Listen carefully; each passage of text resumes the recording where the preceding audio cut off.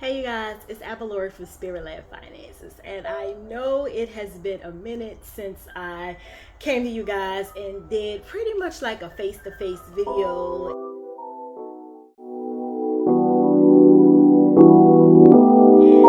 And I just wanted to pop in really quick and just to say thank you to everyone who has subscribed, who's following me, who's liked the videos, who has been thugging it out with me on my budgeting journey. There has been some setbacks, some challenges, but I am motivated to get these last few debts completely paid off. And so I wanted to come in really quick and just kind of talk to you guys about where I am. Sorry, this shirt in my journey. And so you guys know that I started this journey pretty much about 3 months ago, and that was back in March, April, May, April, May. Yes, like February, ending part of February.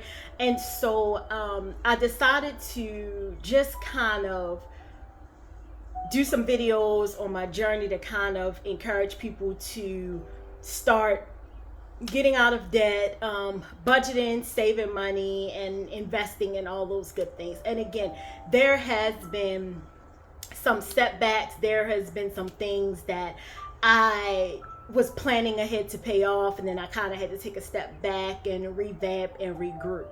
And so it has led me to again fine-tune this process. And I want to let everybody know who is in this budgeting journey that it is okay to fine-tune as many times as you need to get this thing right. Budgeting is not linear. It is not a straight path. There are going to be many twists and turns. Some days you're going to go right, some days you're going to go left, some days you're going to be forging ahead, and then some days it's going to throw you 5 to 10 steps backwards. And it is okay as long as you keep ahead in the journey. Now, the issue with me is revamping the way that I have to strategically pay my bills, because again, I am a nurse. I work part-time, and then I have several other PRN positions that I fill in when other people need time off or when they're short staffed and things like that. I put myself on the schedule. And so because I have decided to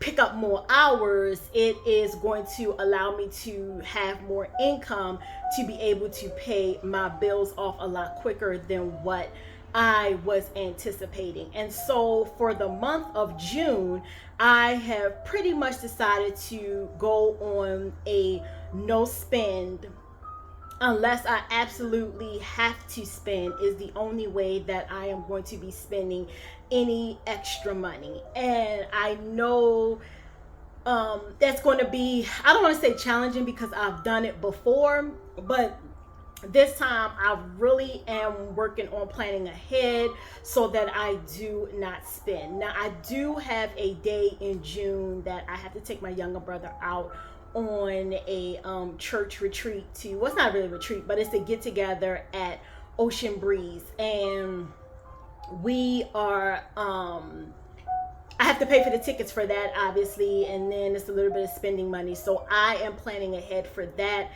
I don't want to dip into my budget for that.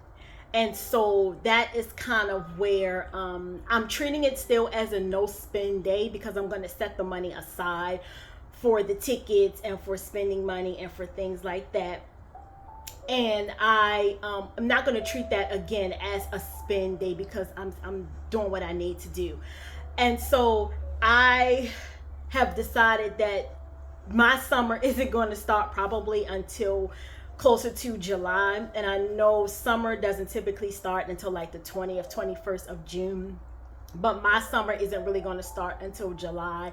That is when I'm going to allow myself some time to get out, enjoy, the fruits of my labor, so to speak, kind of do some local staycations and things like that, versus me spending money to go and travel the way that I like to travel. And it's in an effort for me to budget and save money. So a lot of things I will be doing in the area of where I live at. I live in a tourist city, a beach city, so it's always plenty to do in our area in the summer months. And so that is what I am planning to do.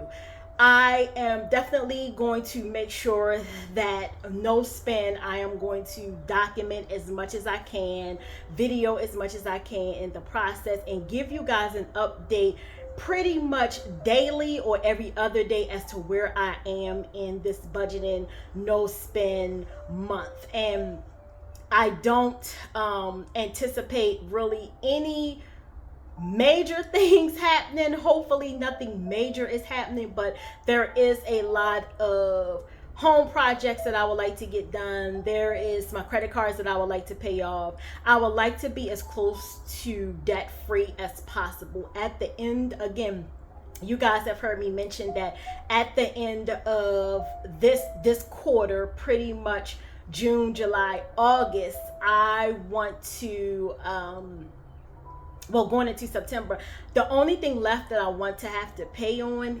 is my car, my mortgage, and my student loans. And those are pretty much like the three things that I will have left to pay, that I won't consider myself debt free, but I'll be a lot closer to being debt free than what I am now. And for me, debt free right now is not having to pay on extra bills, extra credit cards, anything extra outside of those three things. So my goal right now is to pay off all excess debt and just have those three things left.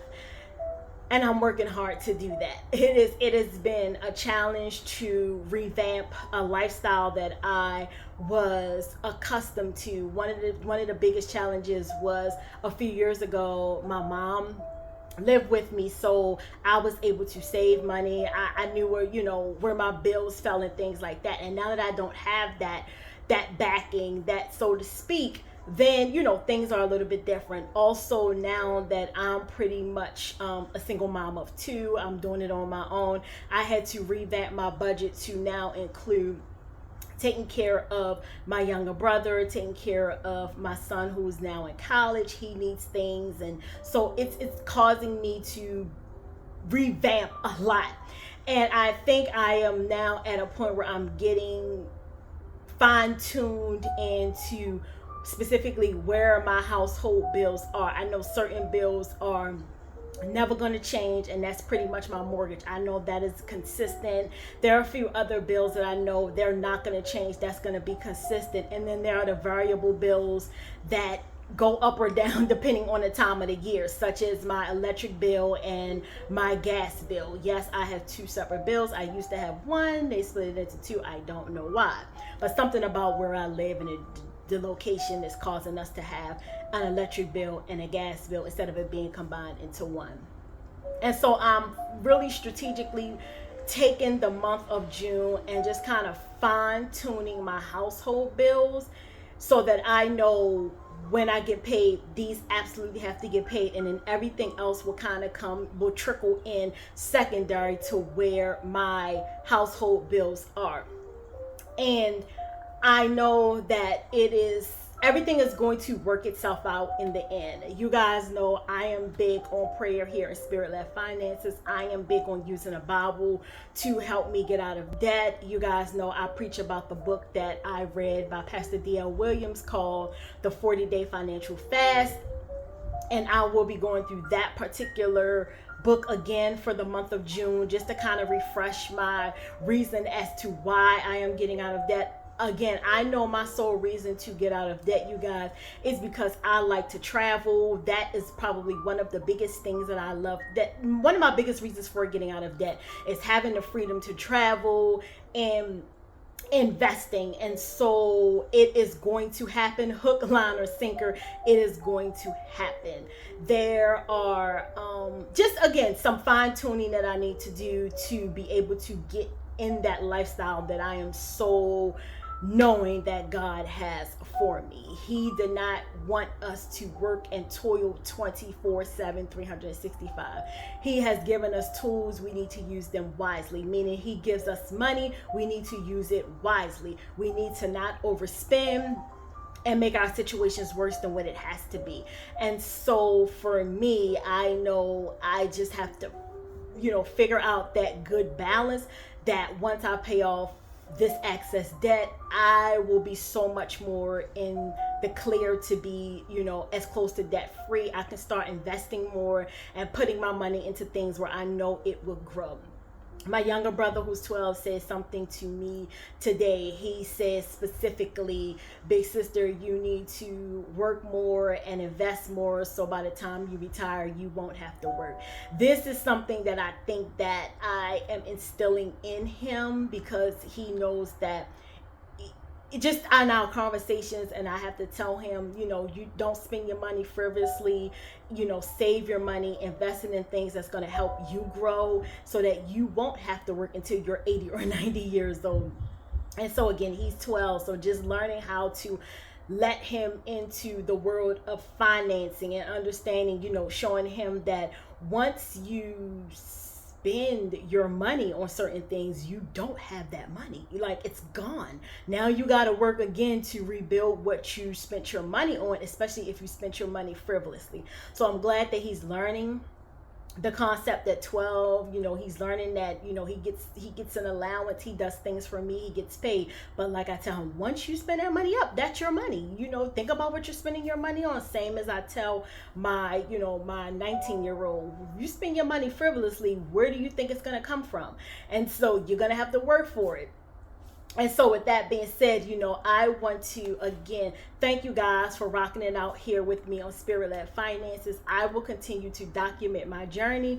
I am wishing everyone who is in a debt-free journey much success, much prayers. We have this. We've got this.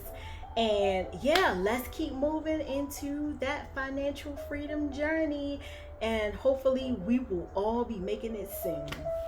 So until the next video, I want to wish you guys a happy Spirit-Led financial freedom day, month, week, year, and be on lookout for the next video. And I think I'm going to be dropping a video tomorrow, June 1st. I'm going to try to document something each and every day, even if it's not anything big, but I just kind of want to give you guys a journey and a glimpse to where I am.